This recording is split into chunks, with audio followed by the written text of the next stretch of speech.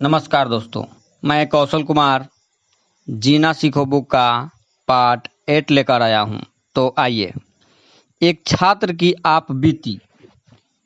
गुंडना नाम का एक युवक गांव के स्कूल की पढ़ाई समाप्त करने के बाद कॉलेज की शिक्षा प्राप्त करने के लिए शहर आया।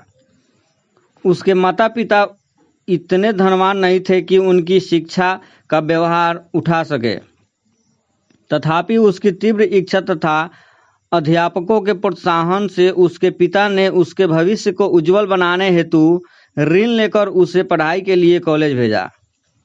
गांव छोड़कर जाते समय उसकी माता पिता ने सजल नेत्रों से उसकी ओर देखते हुए कहा, बेटा, मन लगाकर पढ़ना। तुम जानते हो कि तुम्हारे पिता तुम्हारी शिक्षा के लिए कितनी कष्ट उठा रहे हैं। तुम्हारे छोटे भाई बहन को भी पढ़ना है। तुम वहां जाकर समय बर्बाद मत करना। माँ की चिंता देखकर वह अभिभूत हो गया। उसने हामी भर दी।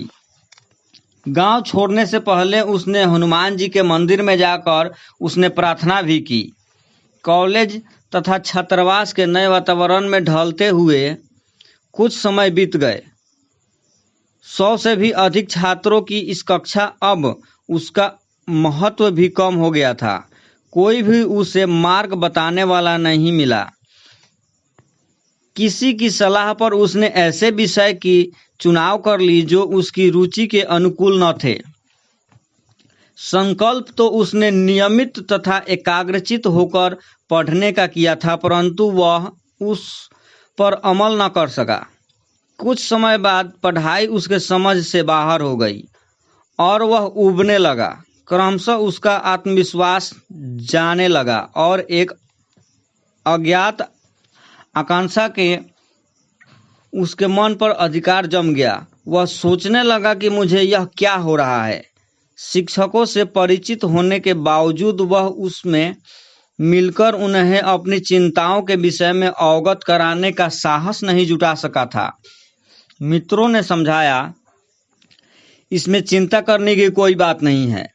बस परीक्षा के पूर्व तुम्हें 1 से 2 महीने जमकर पढ़ाई करनी होगी और निश्चित रूप से तुम प्रथम श्रेणी से उत्तीर्ण हो जाओगे। उनकी बातों में उसे दिलासा मिली।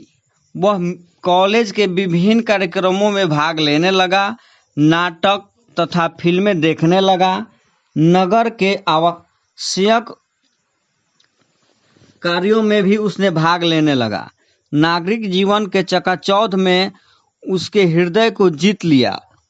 वह मानो एक कल्पना लोक के विचरण करने लगा। समय मिलते ही वह मित्रों के साथ ताश की बाजी में भी अपनी कुशलता दिखाने लगता था।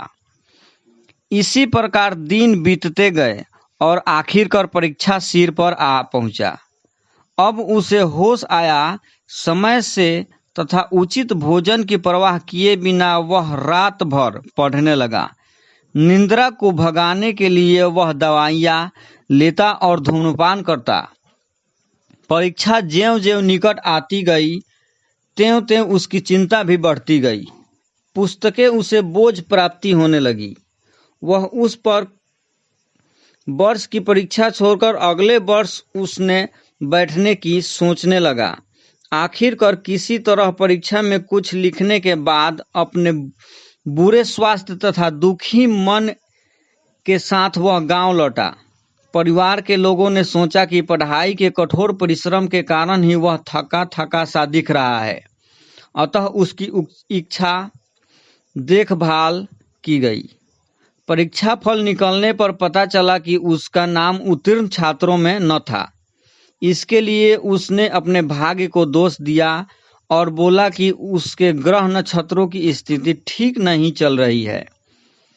उसने अपने अध्यापकों पर लापरवाही का आरोप लगाया। कभी कभी तो वह इतना परेशान हो जाता कि आत्महत्या करने की बात सोचने लगता था। गुंडना नाम के पास एक जीवन लक्ष्य था। कॉलेज में प्रवेश लेते समय उसकी इच्छा भी उत्तम थी, परंतु उसने अपने लक्ष्य की प्राप्ति हेतु मार्ग की चुनाव ठीक ढंग से नहीं किया था। वह उचित संगति नहीं चुना सका। इसके इधर उधर जा रहे मन का अंकुश नहीं लगा सका। वह अपने कर्तव्य में ठीक ठीक मनोनिवेश नहीं कर सका। उसने पढ़ाई के लिए किसी व्यवस्थित पद्धति का अनुसरण नहीं किया। वह बात समझने में असफल रहा कि साधनों पर समुचित ध्यान देना ही जीवन में सफलता प्राप्त करने का महान रहस्य है। लगन की शक्ति। मेरे एक मित्र को हाई स्कूल पास करने के बाद आजीविका के लिए एक संस्था में नौकरी करनी पड़ी।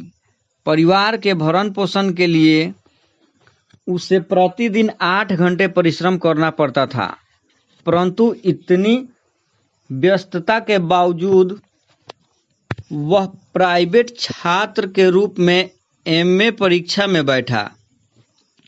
उसने मुझे बताया कि 49% अंक मिलने के प्राइवेट परीक्षा होने के कारण मुझे प्रथम श्रेणी नहीं दी गई। वह जन्म से बुद्धिमान नहीं था। मैंने पूछा, इस चिंताओं के बीच तुम पढ़ाई कैसे कर सके? उसका उत्तर रोचक तथा महत्वपूर्ण था। मैं धीरे धीरे ऊपर उठा, इसलिए पढ़ाई कठिन नहीं लगी।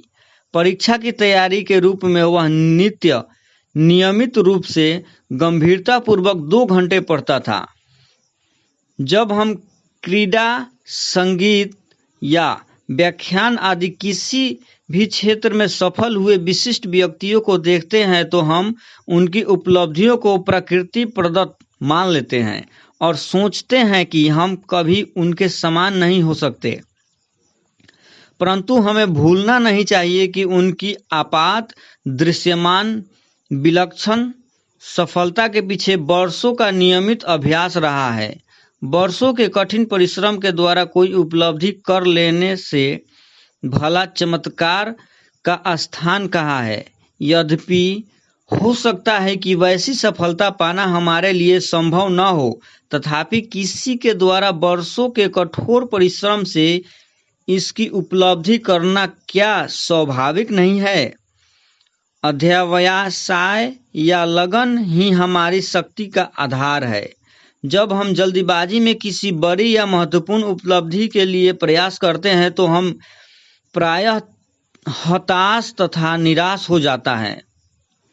पर हमें याद रखना होगा कि 1000 मील की लंबी यात्रा की शुरुआत भी एक छोटे से कदम से ही होती है। हर महान विजय के पीछे अनेक छोटे छोटे प्रयास रह सकते हैं। जब हम जीवन जान लगाकर छोटे कार्य करते हैं तो हम आशा कर सकते हैं कि हमारी आगे का बड़ा कार्य महान उपलब्धियां लगाएगा। एक बार स्वामी विवेकानंद ने कहा था, ज्यों-ज्यों मेरी आयु बढ़ती जाती है त्यों-त्यों मैं यह देखना चाहता हूं कि बड़े तथा महान व्यक्ति अपने छोटे कार्यों का संपादन कैसे करते हैं। यदि तुम किसी मनुष्य के चरित्र को जांचना चाहते हो तो उसके बड़े कार्यों को देखकर उसकी जांच मत करो। हर मूर्ख किसी विशेष अवसर पर बहादुर बन सकता है। मनुष्य के अत्यंत साधारण कार्यों की जांच करो और असल में वे भी ऐसे बातें हैं जिनमें तुम्हें एक महान व्यक्ति के स्वाभाविक चरित्र का पता लग सकता है। आकस्मिक अवसर तो छोटे छोटे मनुष्य को भी किसी न किसी प्रकार का बड़प्पन दे देते हैं, परंतु वास्तव में महान तो वही है जिसका चरित्र सदैव और सब अवस्थाओं में महान तथा सम रहता है। अनु बंदोपाध्याय द्वारा अंग्रेजी में लिखित बहुरूपी गांधी नामक पुस्तक ने मुझे मुग्ध कर दिया। महात्मा गांधी के महान गुणों को व्यक्त करने वाली यह पुस्तक उन्होंने बच्चों के लिए संकलित की थी। मुझे बड़ा आश्चर्य होता था कि इसे एक अनौपचारिक पाठ्य पुस्तक के रूप में हमारे स्कूल द्वारा क्यों नहीं अपनाया जाता। यह पुस्तक कठोर परिश्रम का महत्व तथा उसकी पद्धति बताकर युवा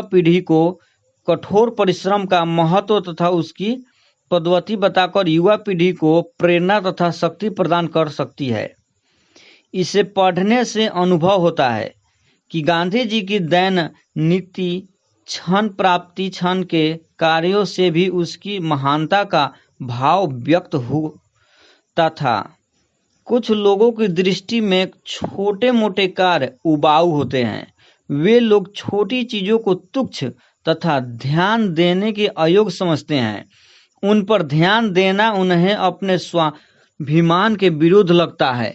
परंतु महान लोग जीवन की छोटी छोटी घटनाओं में भी अपनी महानता दर्शाते हैं। वे जीवन की छोटी मोटी चीजों में भी लापरवाही नहीं दिखाते। मार्ग का हर इंच सहज होने पर ही पूरा मार्ग होता है। योग्यता का मापदंड। एक बार सुप्रसिद्ध शिल्पकार माइकेल जेनलो के स्टूडियो में एक कला प्रेमी आया। माइकेलेंजेलो उसे अपनी निर्माधानी मूर्ति के विषय में बता रहे थे। वह कला प्रेमी पहले भी उस मूर्ति रचना के प्रारंभिक चरण को देखने आ चुका था। माइकेलेंजेलो ने बताया कि इस दौरान उन्होंने क्या क्या किया। मैंने मूर्ति के इस हिस्से को थोड़ा बदला, बाहों को थोड़ा सबल बनाया, होठों को मुस्कान में और भी अधिक भावुक अभिव्यक्त लाई और इसमें जहां तहां थोड़ी खुदाई की ताकि थोड़ा अधिक बलवान दिखे। कला प्रेमी ने मानो दोषारोपण के स्वर में कहा, अच्छा, इतने दिन आप बस ये छोटे मोटे कार्य ही करते रहे। माइकेलेंजेलो ने दृश्य मुस्कान के साथ कहा, देखो, ये छोटे मोटे कार्य की ही पूर्णता में योग्यता कहते हैं। छोटी चीजों से पूर्णता आती है, पर पूर्णता छोटी नहीं होती। छोटी वस्तुओं का ऐसा ही महत्व है और यही नियम जीवन के सभी क्षेत्रों में लागू होता है। तुमने सुना होगा कि एक लेखक की कला रखने की रीति ही तुमने सुना होगा कि एक लेखक की कलम रखने की रीति ही उसकी योग्यता जता देती है। यह सत्य है। एक व्यक्ति के छोटे मोटे कार्य संपन्न करने की पद्धति से ही तुम उसकी योग्यता, आचरण तथा स्वभाव का आकलन कर सकते हो। किसी लड़के को एक खिड़की साफ करने के कार्य में लगाकर देखो, यदि वह उसे केवल ऊपर ऊपर से झाड़ दे तो उसके दोनों तथा किनारों की सफाई न करे तो तुम उसके कार्यकुशलता की प्रशंसा नहीं कर सकते। कमरे में झाड़ू लगाती हुई बालिका को देखो, यदि वह सारा कूड़ा कोनों में टाल दे, लापरवाही बरती, तो तुम उसे अच्छी गृहिणी नहीं कह सकते। गैरेज में कार की सफाई करने वाले व्यक्ति को देखो, उसकी कार्य करने की पद्धति का निरीक्षण करके ही तुम वह कहोगे कि वह एक अच्छा कारीगर नहीं है। कार्य में लगा प्रत्येक मनुष्य अपने व्यक्तित्व का चरित्र होता है। आलसी तथा स्थिर चित्त वाला व्यक्ति एक सहज सरल कार्य को भी बुरे ढंग से संपन्न कर सकता है। केवल एक दिन के परिश्रम से कभी किसी बड़े फल की आशा नहीं की जा सकती। अपने लक्ष्य की ओर बढ़ते हुए हमें प्रत्येक कदम पर ध्यान देना होगा और अपनी प्रगति को स्थिर तथा सुनिश्चित बनाना होगा। याद रहे, छोटी छोटी चीजों को नजरअंदाज मत करो, बल्कि उन्हें कुशलता तथा रुचि के साथ निपटाओ। धैर्य बनाए रखो, एक एक कदम आगे बढ़ो। यदि मार्ग ठीक है